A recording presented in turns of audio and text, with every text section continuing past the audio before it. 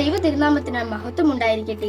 ഏറ്റവും സ്നേഹിക്കുന്ന ബാലിക ബാല സമാജക പ്രവർത്തകരെ, നിങ്ങൾക്കെല്ലാവർക്കും എൻ്റെ സ്നേഹവന്ദനം. പരിശുദ്ധ വലിയ നോമ്പിലെ നോമ്പുകാല ചിന്തകളിൽ ഇന്ന് എനിക്ക് കിട്ടിയിരിക്കുന്ന വിഷയം കനാന്യ സ്ത്രീയുടെ മകൾക്ക് കിട്ടിയ സൗഖ്യത്തെക്കുറിച്ചാണ്. അതിനെ ആസ്പദമാക്കി വിശുദ്ധ മത്തായി എഴുതിയ സുവിശേഷം 15-ാം അധ്യായം 21 മുതൽ 28 വരെയുള്ള വാക്യങ്ങളാണ്. എന്നാൽ ഇന്നത്തെ എൻ്റെ കുറിവാക്യം വിശുദ്ധ മത്തായി 15-ന്റെ 28-ാം വാക്യമാണ്. യേശു അവളോട്, സ്ത്രീയെ, നിന്റെ വിശ്വാസം വലിയത്, നിന്റെ ഇഷ്ടം പോലെ നിനക്ക് ഭവിക്കട്ടെ എന്ന് ഉത്തരം പറഞ്ഞു. ആ നാഴിക മുതൽ അവളുടെ മകൾക്ക് സൗഖ്യം വന്നു. ഇവിടെ യഹൂദ്യരും കനാന്യരും തമ്മിൽ സമ്പർക്കം ഇല്ലാത്തവരാണ്.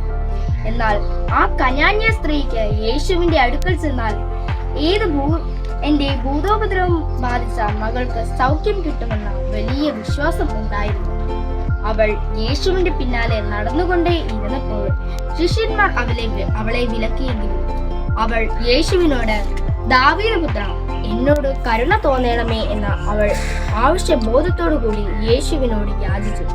യാചിക്കുന്ന ഏവനും ലഭിക്കും, മുട്ടുന്നവർക്ക് തുറക്കപ്പെടും, അന്വേഷിക്കുന്നവരൊക്കെയും കണ്ടെത്തും എന്ന ആ കനാന്യ സ്ത്രീക്ക് സ്വർഗസ്ഥനായ പിതാവിങ്കൽ വളരെയധികം വിശ്വാസം ഉണ്ടായിരുന്നത് കൊണ്ട് അവഗണനയിൽ നിന്ന് അവൾക്ക് പരിഗണന ഉണ്ടായി.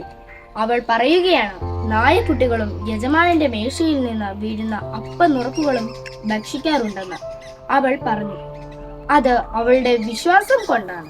അവൾ ഇങ്ങനെ പറഞ്ഞതു കാരണം കനാന്യ സ്ത്രീയുടെ മകൾക്ക് സൗഖ്യം ലഭിക്കുന്നതിനു വേണ്ടിയാണ് യേശുവിന്റെ പിന്നാലെ നടന്നുകൊണ്ടിരുന്നത്.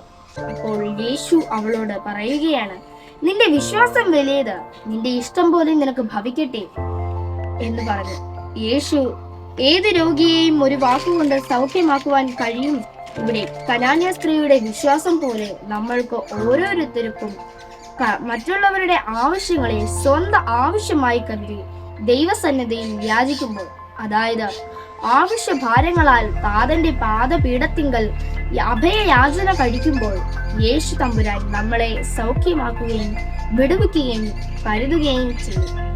ആ കനാന്യ സ്ത്രീയുടെ വിശ്വാസം വലുതായിരുന്നത് കൊണ്ട് അവളുടെ മകൾക്ക് യേശുവിൽ നിന്ന് സൗഖ്യം കിട്ടുകയും ചെയ്തു.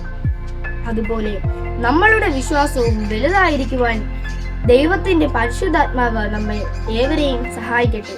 ആമേൻ.